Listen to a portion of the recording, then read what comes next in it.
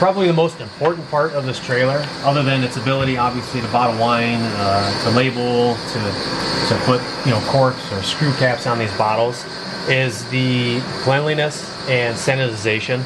A client's not going to give two hoots if you can bottle 9 million bottles for them in a day, or supply them with their year's worth of wine in a single day. If they poke their head in here and you've got visible dirt, debris, dried wine, mold or whatever building up in places. So that really is kind of what stands out most, other than the ability to do the things that this machine does, is the cleanliness. So you want to make sure, some of this stuff that you can see here is dried solution. It's not actually dirty. Typically, before you go touch some of this stuff, at the end of the day, if you're cleaning it, it's not as big a deal, but when you're doing setup in the morning, you want to make sure you've got gloves on, whether you're changing filters, you're grabbing spouts, adjusting things as it's steaming, or you're running your rinse through. But again, that's one of the first things that a client notices is how clean this is. You don't want your track gunked up with dried wine or adhesive from labels and whatnot. So you really want to pay attention to throughout the bottling. I'll make sure as we go, I'm spraying a cleaning solution, whether it's just isopropyl alcohol or a caustic solution on a like a shop towel type of deal, and I'll lay it on the track as the belt's running, just to clean any of the debris that builds up over it. And it may not even be because anything's spilled. As these bottles get dumped from the boxes and they enter the track, the conveyor here, and they work their way through the machine, they bring with them dust particles and other stuff that's inside those, cardboard dust, things like that. And that stuff will build up. And it can be noticeable, it may not be noticeable. You may notice a shade darker on the track. It may turn from this silver metal color to a little bit darker gray. So I'll lay a cloth with a cleaning solution on the track and just clean it up on the surface there. If you get say your bottle's underneath the nitrogen spreader here and it kicks out some wine from inside the bottle, lands on the wheel, same thing, cleaning solution in a cloth, and just wipe it down real quick. Just as you notice these things, clean them up. It just saves you time in the end. It just helps keep the trailer looking clean. It helps keep the trailer clean. And again, one important thing to remember, if you're going to be touching the spouts, you're going to be touching parts that are going to be touching the bottles, going to be filling the bottles, you want to make sure you wear latex gloves, which we keep on hand in the trailer, just to avoid, even if your hands are clean, just to avoid anything coming off your hands that you may have touched, or germs, particles, whatever it may be, just to keep things sterilized and clean. Especially true after you've already done your setup and you've steamed and you've rinsed everything with cold water. It's especially important at that part to make sure you're not touching anything that's going to be touching these bottles with your bare hands. This is our filling station for the wine. This is probably the most important part, other than the filters, to get steam clean. These are our valves where all the wine flows through. So what we want to do first, our power switch over here.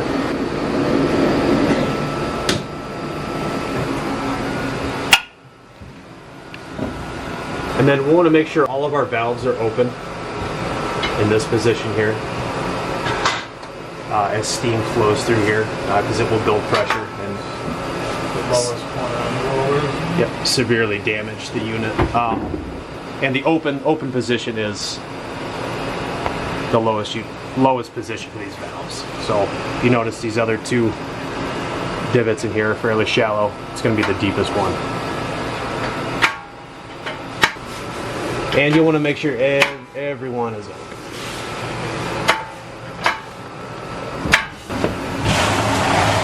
So one important thing to remember too, for operating pressure, or PSI for air, in order to make sure it's working correctly.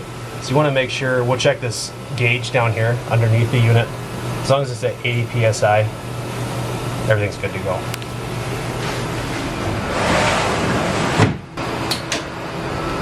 Okay, and all I did there is turn our pump on, start pulling steam into the unit.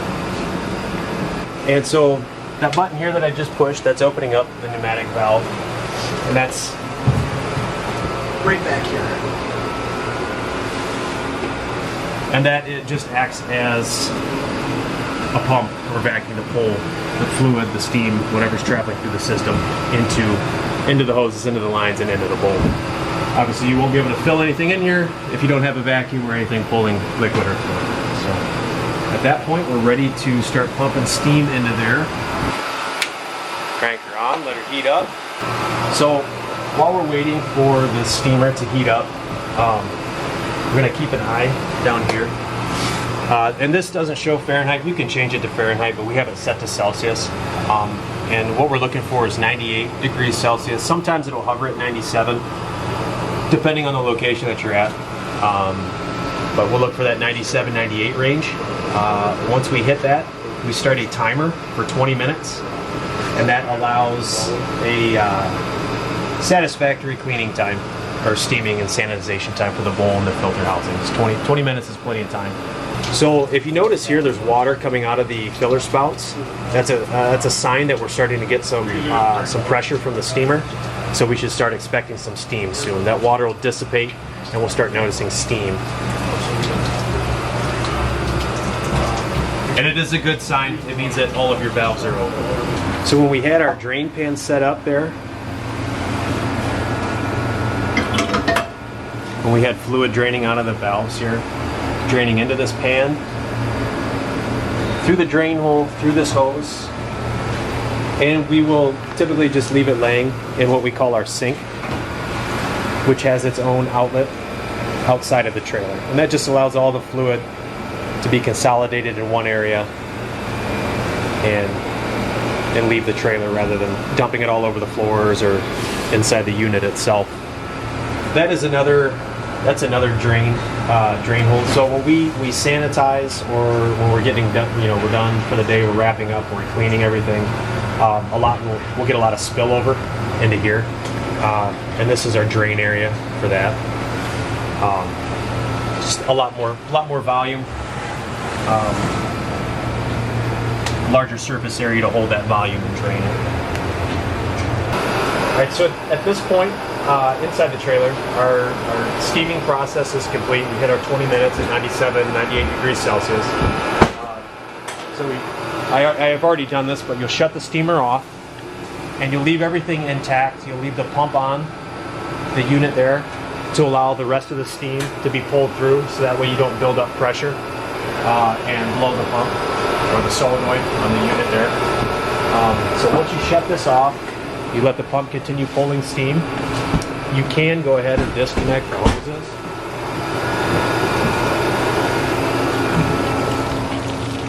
Which, as you can see, I pulled our garden hose off of the bottom of the steamer, and I pulled the top part of the steamer hose that was attached up top there, and all I did was took both off and connected them together. I still left this intact so that water can flow straight into the manifold now. And I switched the hot water to cold water. So now we're going to do a cold water flush and get all of the, bring the bowl and all of the metal components down to temperature, so that the wine doesn't heat up once it enters into the system. So once our bowl, we want to try and get the bowl as full as possible. We'll go ahead and we'll shut that main valve off. Shut the water supply off, and then we can go ahead and we can turn our pump off here. So it's not just burning, running, and not actually pulling anything. So now that the bowl is full of cold water, it's allowing all of the metal, the bowl, the valves, everything to cool down. And we want to try and bring that down to under 20 degrees Celsius. And you can check that. And this notification will pop up anytime the bowl gets full.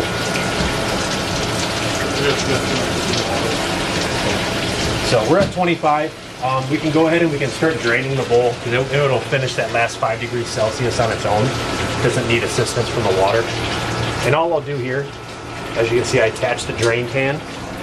That just keeps this tray from getting full and overflowing and spilling all over the floor in the trailer. So we'll put that there and we'll just open up these valves back to the completely open position. And however many valves fit inside that drain pan there is how many will open. A little bit spills over, it's not a big deal. And at this point you're just waiting on the bowl to empty itself out.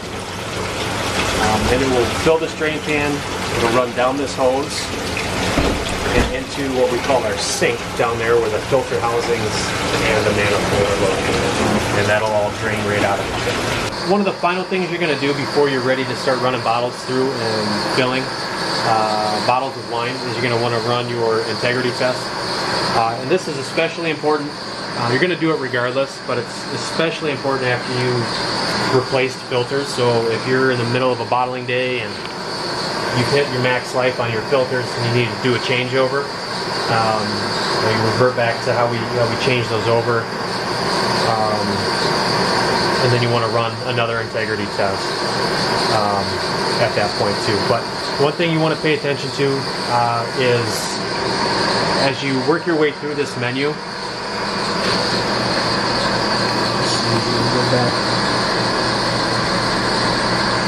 you know, you input your initials and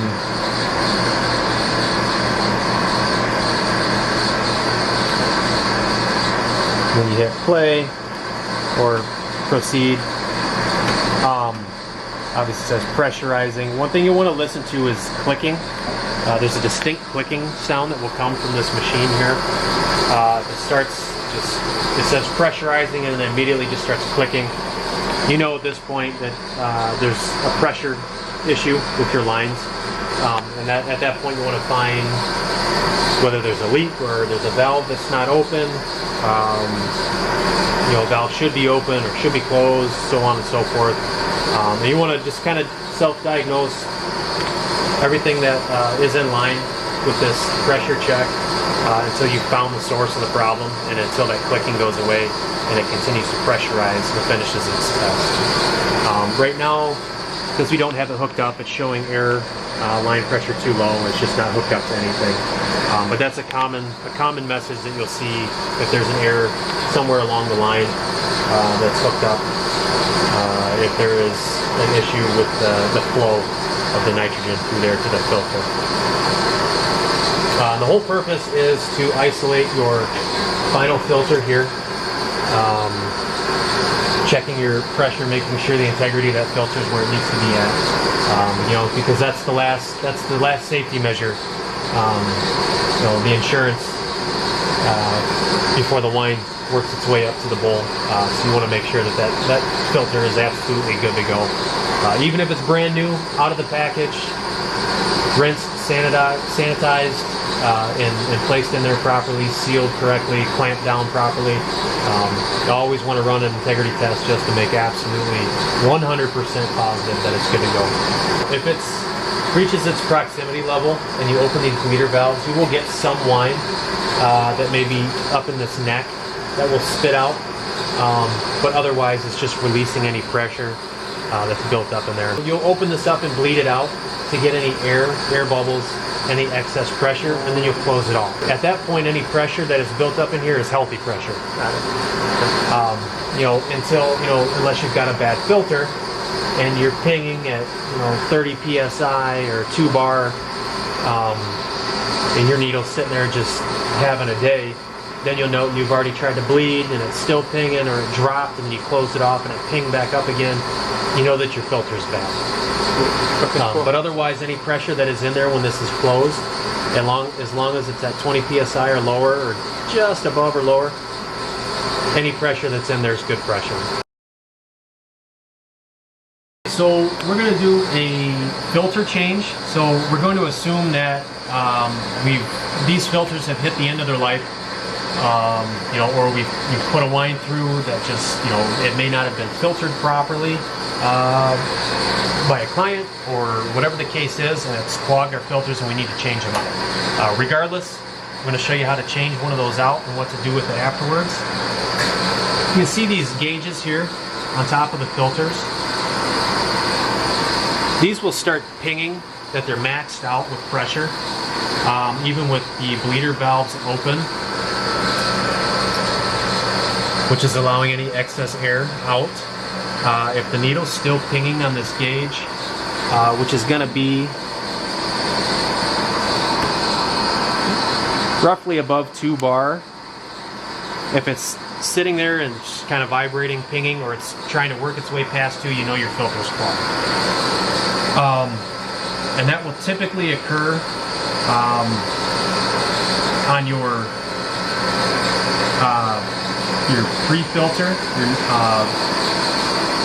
your nominal filter there. But if one goes, the other one's going to be shortly behind it. So what you want to do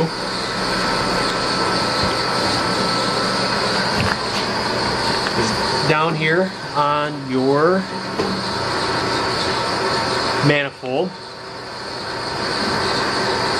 typically have the filters feeding towards the center drain here.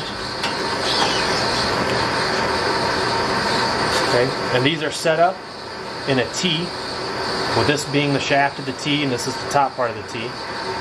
So coming out of this filter, we know we're angled this way, and same with this one. And we're aimed at our center valve here. So we'll go ahead and we'll open this up, which is done like this. And all that's doing is allowing any fluid, any wine, any cleaning solution, water, whatever you've got in these filter housings, letting it drain out to dry these out. Because the last thing you want to do is open this up and just have everything that's in here just come washing at you. So once we determine that it's fairly empty, you know, it may drip a little bit, you know you're good to go. You can close it if you want, you can keep it open. Just for sake of this, we'll go ahead and keep it open. In order to get the filter housing off and get to our actual filter inside, all you do is loosen this clamp up at the bottom.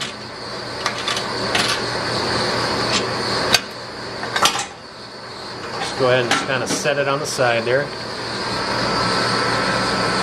And you don't just want to tip it and rip it off to the side because the filter is locked in there. So you want to just kind of wiggle it around, release that seal, lift it up and off, and there's your filter. You can set your filter housing down inside the sink if you want. Just kind of lean it up against the side. And this is your final filter. This is your final filter. And you get this unlocked from the bottom here, about a quarter turn to a half turn. You can see the bottom. You've got these two wings, one on the top, one on the bottom.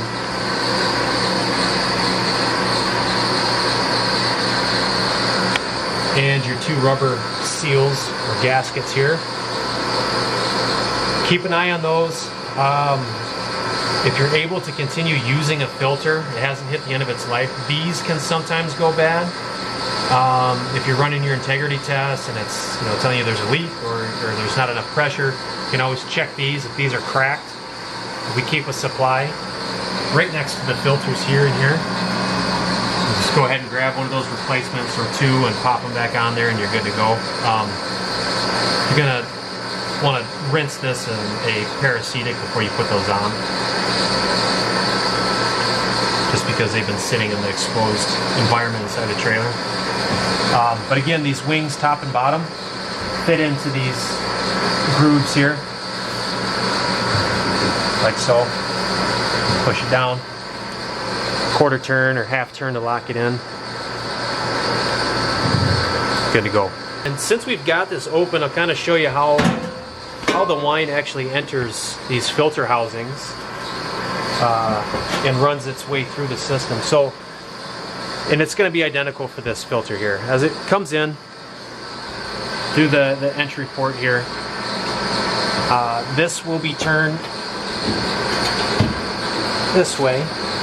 So it's running straight in and to the left of this filter. It's going to run up and down through this line into this filter housing. And what it does is the wine comes in and it's identical for that housing. It comes up through this hole, fills the housing, and it seeps into this, through this filter.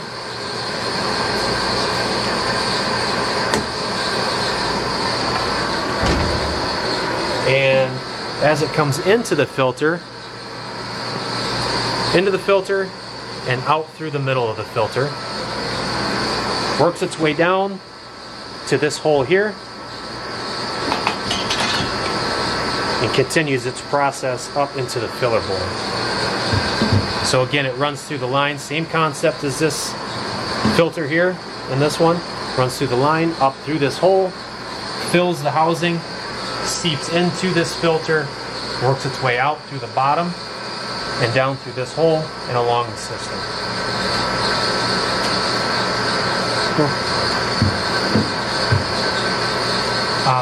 And we keep all of our replacement filters in the overhead storage compartments up above there. If we do need to replace one, everything's the same. Take this out.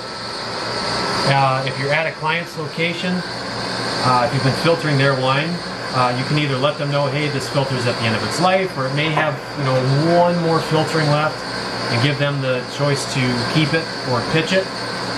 If they choose to keep it,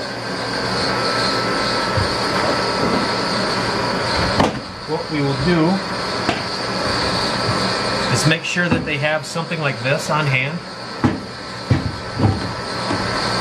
All this is PVC piping with caps, which you can remove. And you want to fill it with a parasitic or a cleaning solution, a sterile solution, and house the filter inside. And that sits in there protected in a cleaning solution. You want to put the cap back on, obviously. Assuming they have their own version of this on hand, we can go ahead and fill it for them and put their filter in and close it up and hand it back to them. These are ours. These are what we keep ours in. We will typically get a replacement filter and soak them in this. As you get ready to change the filter, again, this is our pre-filter, which is rated at 0.6 micron, and our final filter at 0.45 micron. Obviously, this one's got a larger space in it for filtering, whereas this one's a bit tighter as the final filter to allow just liquid to pass through. So when you get ready to change these out, you want to make sure you're matched up correctly. You don't want to get these swapped. And so when we pull these replacement filters down, double, triple check, make sure the appropriate filter is being exchanged for the appropriate filter. And what we'll do before, you can't just throw a dry filter on as a replacement. At a minimum, you want to dunk it in cold water. What we'll do is actually dunk it inside this tube here in a parasitic solution. As you can see, this one quite a bit brighter, brand new, clean, sterile. Again, you want to wear protective something, latex gloves preferably, for the handling of these. You don't want to give the filters any more problems than they're already going to have to deal with the wine. So again, we'll go ahead and we will half turn, quarter turn, pull this out. And this one is still okay. It's got a little life left. We'll say our gauge was pinging just a little bit. So at this time, because we've got a solution inside here already, we'll go ahead and put the old filter in there, let that soak and clean. We'll go ahead and close that off. We'll go ahead and we'll lock this filter in, this new one in place. Again, same concept. It's got the two wings, top and bottom here. Hole in the center. Our two gaskets, or red gaskets there. We'll line those wings up with the grooves on the plate there. Push it down. Counterclockwise, half turn, quarter turn, and you're locked in. Your new final filter is in place. We'll finish sealing this off.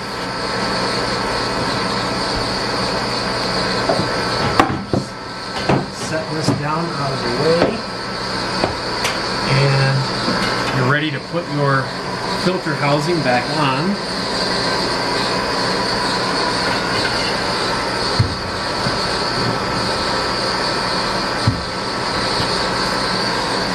Now I always turn it so if you're standing in the front of the trailer, where we most commonly are, you can still see the gauges from the front there.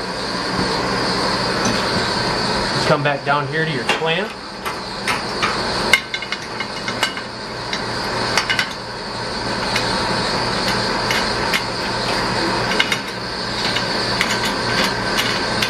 Tighten that back down. Again, don't have to reef down on it, just hand tight.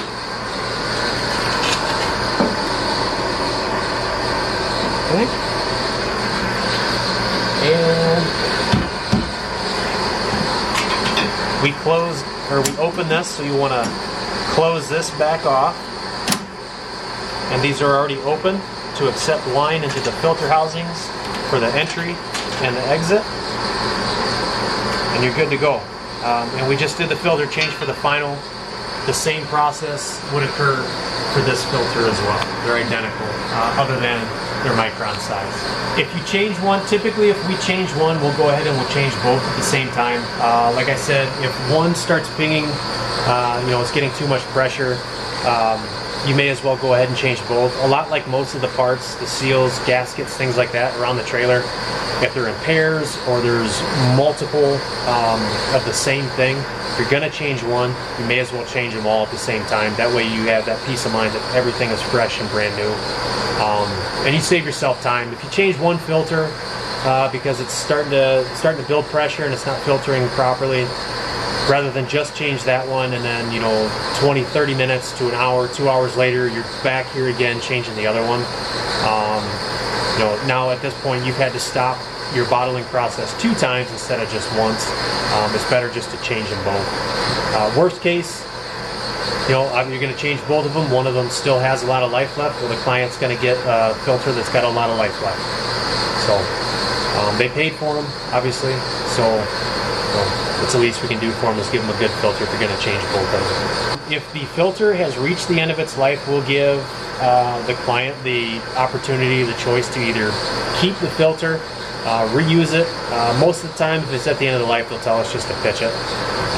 If it's our own wine that we're bottling, if it's at the end of its life, we too will pitch it. If it's close to the end of its life, it doesn't really matter. We have enough on hand that we'll go ahead and pitch the old ones and just completely reset. We'll always change both of them. These hoses are different sizes. You notice here, due to the micron size of the filters, the tighter webbing on the final filter is going to build up a lot more pressure. So it's going to need a lot more room for air to escape, to bleed out. Whereas the larger webbing on this larger micron filter doesn't need as much room for air to escape because there's more liquid entering and getting filtered in that one than there is air building up. As the wine builds up in here and reaches its proximity level at the top, it builds pressure, and because that webbing is tighter, more pressure is going to be built in here. The webbing's tighter, which means less fluid is able to enter as rapidly as it is in the pre-filter. So there's more pressure is going to build up, which means there's more room needed for it to escape. This one has a little locking slide here to manipulate this lever, push this slide up, open. It's got an on-off, shows you which direction to go. Same thing, slide it up to close it. This one is as simple as twisting it. Counterclockwise to open, clockwise to close it off. One thing while we're over here I wanted to bring up is if you notice here, there's a sight glass down here on by the entry valve. And that's there just for peace of mind for the bottler or for whoever's handling the liquid coming in. What this does is just allows you to see, you can check the color, you can look for air bubbles, particles, whatever the case may be. Just gives you an extra way to monitor what's entering the system. If you can see things floating around, either it means the system didn't get cleaned out enough, or the wine has particles in it. Things that are less than desirable to be entering into the system to get bottled, which obviously will get filtered out. But just know, if you can see things like that, visible particles, pieces, whatever, just keep an extra eye on your filters, knowing that this first filter is really going to take a hit, blocking all of that stuff. Again, wine color, air bubbles. If you see air bubbles, obviously you want to come up here to your valves, your bleeder valves, and open those up, get rid of those air bubbles, so you're not pushing those into your bowl on the filler.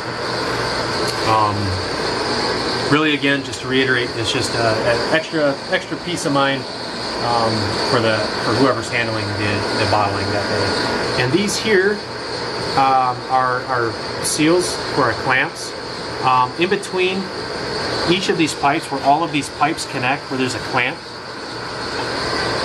these seals, if you notice, there's a groove on each side.